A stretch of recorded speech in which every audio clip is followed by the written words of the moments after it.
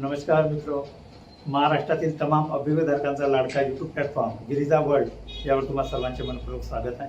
तुम्ही जर या चॅनलवर नवीन असाल तर नक्कीच या चॅनलला सबस्क्राईब करा, जेणेकरून शिक्षक भरती संदर्भातील संपूर्ण अपडेट तुमच्यापर्यंत पोहोचेल।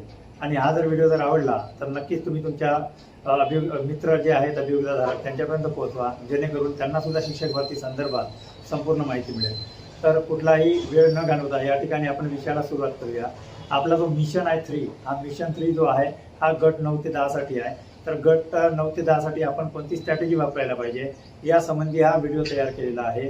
तर हा व्हिडिओ नक्कीच जास्तीत जास्त गोरगरीब अभिभावकांपर्यंत पोहोचवा। तर चला सुरू करूया।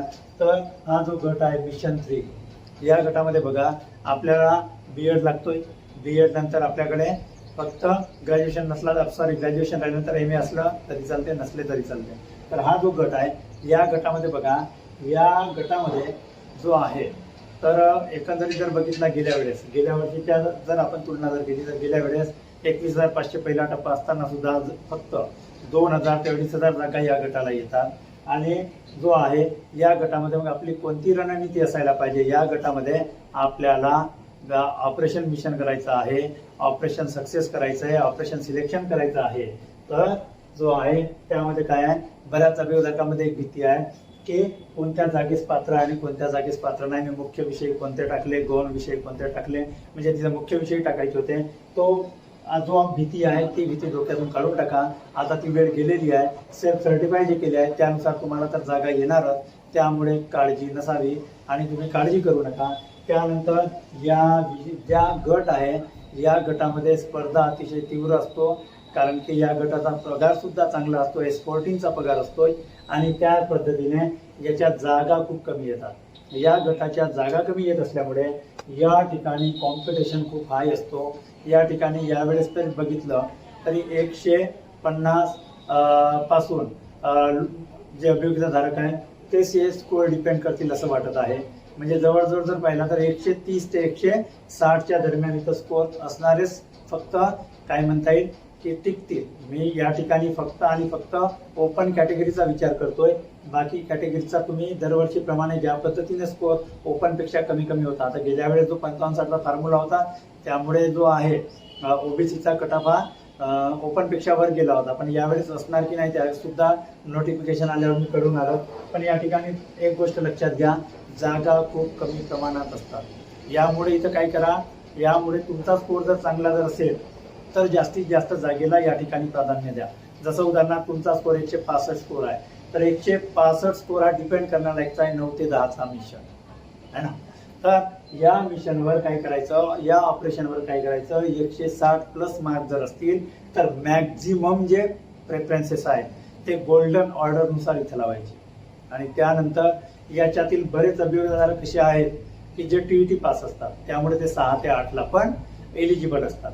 मग त्याचबरोबर इथं जर बघितला तर सर्वप्रथम तुमचा जो सेल्फ सर्टिफाय फॉर्म आहे त्या सेल्फ सर्टिफाय फॉर्मवर हे गोष्ट एकदा लक्षात घेऊन घ्या, जात प्रवर्ग चेक करा। इथं जर एसटी असेल तर शिक्षक भरतीचा संवर्ग सुद्धा तपासा, त्याच्यामध्ये सुद्धा एसटी लिहिलेला आहे का, हे खूप अतिशय महत्वाचं आहे।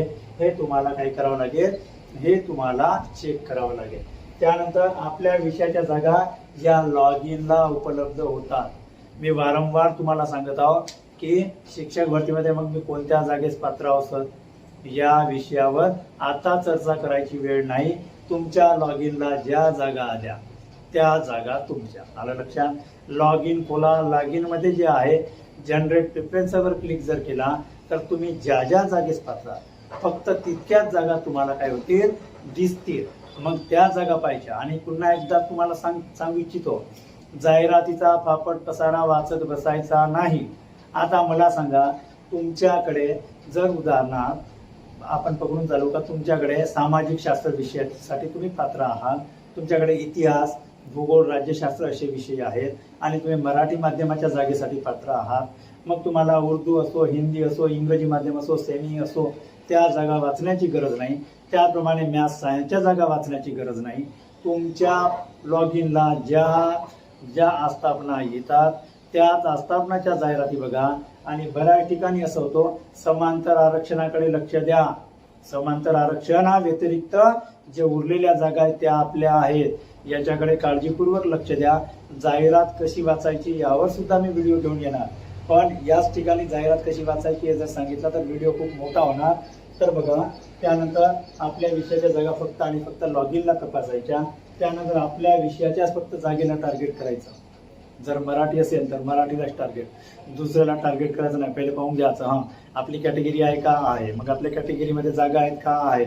मग आपल्या कॅटेगरीमध्ये जागा जर असेल आणि आपल्या भाषेच्या जागा जर तिथं दिसत असतील तर त्या याला काय करायचं, एकदम डिपेंड करायचं आणि त्याच्यावर जाऊन तुटायचं. बरोबर आहे. त्यानंतर गोल्डन ऑर्डर वापरा. गोल्डन ऑर्डर मी सांगितलेला याच्या आधी माझ्या यूट्यूबच्या प्लेलिस्टमध्ये चेक करा. गोल्डन ऑर्डरचा एक व्हिडिओ आहे, तो तुम्ही संपूर्णपणे पहा. त्यामुळे तुम्हाला इत्यंभूत माहिती कळेल की प्रेफरन्स कसे द्यायचे, का द्यायचे, ते सगळं तुम्हाला डिटेल्समध्ये कळेल. आणि या ठिकाणी 50, 55, 60 नियम लागू आहे किंवा नाही हे मी तुम्हाला व्हिडिओमधून सांगणारच. पण कास्ट आणि ओपनच्या जागा तपासा. कास्टच्या जागा जर जास्त नसतील पण ओपनच्या जागा जर जास्त असतील तर त्या ठिकाणी फोकस करा. आणि तुम्ही जे पसंतीक्रम भरता ते लॅपटॉप नसेल, प्रत्येकाकडे लॅपटॉप असणार का नाही, कारण माझे जे बंधू भगिनी आहे ते गरीब कुटुंबातील मॅक्झिमम आहेत. बरोबर आहे. त्यामुळे त्यांच्याकडे लॅपटॉप वगैरे असं काही नसतो.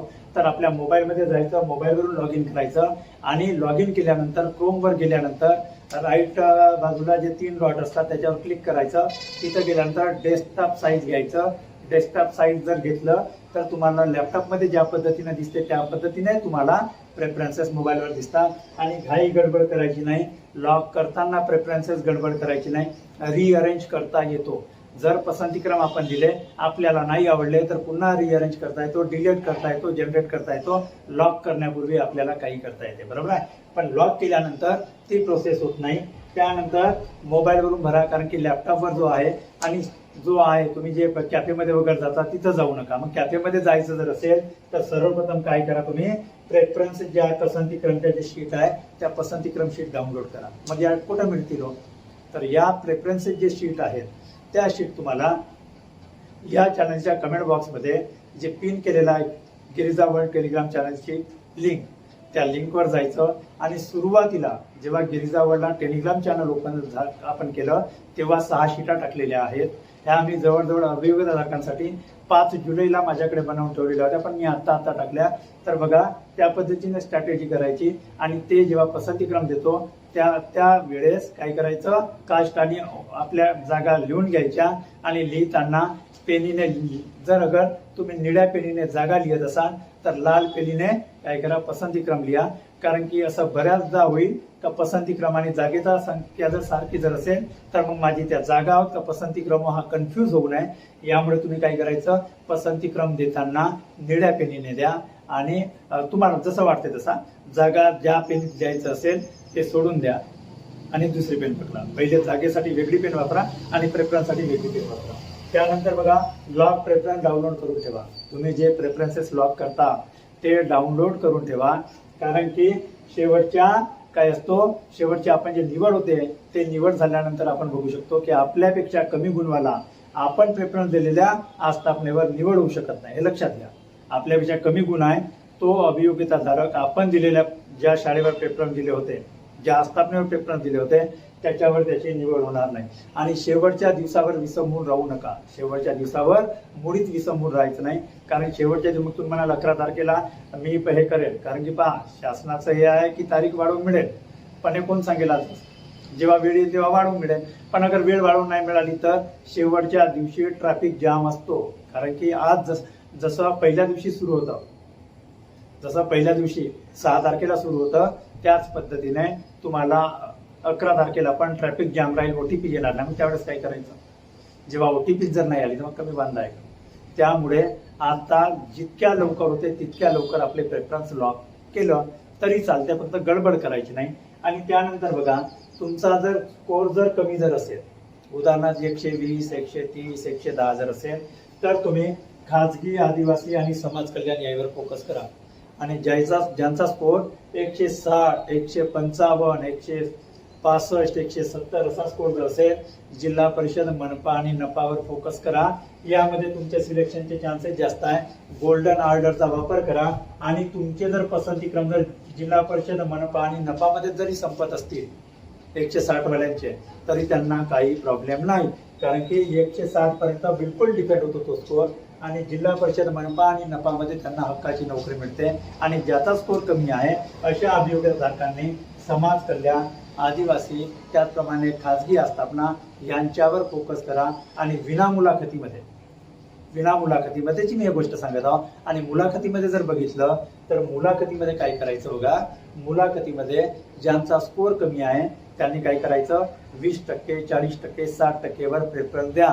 असे बरेच अभियोगधारक असतील जे ऑलरेडी कुठं ना कुठं कामाला आहेत, नोकरी करत आहेत, 20%, 40%, 60%वर प्रेफरन्सेस सुद्धा देणार नाही, 80%वर सुद्धा प्रेफरन्सेस देणार नाही.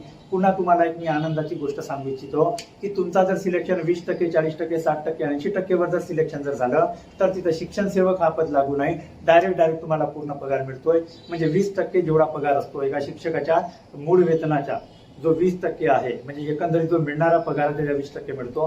40%ची जर आस्थापना असेल, 40% जर तिला जर ग्रँट असेल तर 40%चा पगार मिळतो. इथं शिक्षण सेवक नसतो. आणि बऱ्याच अशा आस्थापना ज्यांचा 80% हे असतो, ग्रँट असतो, त्यांना शिक्षण सेवक नसतो. आणि 2 वर्षामध्ये जर ती 100%वर गेली तर त्याचा पगार पुन्हा समजून घ्या, म्हणजे त्याला शिक्षण सेवक पण नसतो. अशा पद्धतीची स्ट्रॅटेजी ठेवा. आणि ही स्ट्रॅटेजी तुम्हाला नक्कीच आवडलेली असेल तर महाराष्ट्रातील तमाम गोरगरीब अभियोगधारकापर्यंत पोहोचवा, जेणेकरून त्यांना सुद्धा स्ट्रॅटेजी समजायला याची मदत होईल. आणि पुन्हा एकदा सांगतो की ज्या शीट आहेत त्या शीट तुम्ही काय करा, डाउनलोड करा, तुमच्या फायद्याच्या आहे. त्यामुळे तुम्ही टेलिग्राम चॅनल जॉईन करून त्या ठिकाणी तुम्ही शीट जे आहे त्या शीट डाउनलोड करून पहिले हार्ड कॉपी बनवा. तुम्ही फालतू घाई करून निवडा, आले प्रेफरन्स डाउनलोड केले, जागा कुठं आहे का नाही, डायरेक्ट 1, 2, 3, 4 चलो 100 नाही इकडे 50, अशी घाई करू नका. तुम्ही काय करा, हार्ड कॉपीवर पहिले तुमचा ब्ल्यूप्रिंट तयार करा. ते ब्ल्यूप्रिंट तयार केल्यानंतर आरामात कॅफेमध्ये जरी गेले, मग चला हे सर्च मार, इथं 1 दे, तो सर्च मार 2 दे, ते सर्च मार 3 दे, कारण आपण ऑलरेडी जो कच्चा काम आहे, ब्ल्यूप्रिंट आहे, ते आपण हार्डशीटवर बनवल्यामुळे आपल्याला अडचण जाणार नाही. मग आपण जर कॅफेमध्ये जरी गेलो तरी आपल्याला चांगल्या पद्धतीने प्रेफरन्सेस देता येईल. आणि जर तुम्ही कच्चा काम केले नाही तर मग सेतू केंद्रावर जर गेले, आपल्या कॅफेवर जर गेले तर त्यावेळेस तुम्हाला काय होईल, मग ते स्वतःचे ग्राहक पाहणार की तुमच्याकडे लक्ष देणार. त्यामुळे बारकाईने यावेळी लक्ष द्या, कारण आता आपण शेवटच्या टप्प्यामध्ये आहोत आणि विजयश्री खेचून आणू. आणि लवकरच जो आहे आपला मिशन जो आहे ऑपरेशन सिलेक्शन हा नक्कीच आपण कंप्लीट करू अशी आशा ठेवा. आणि मी तेच थांबतोय.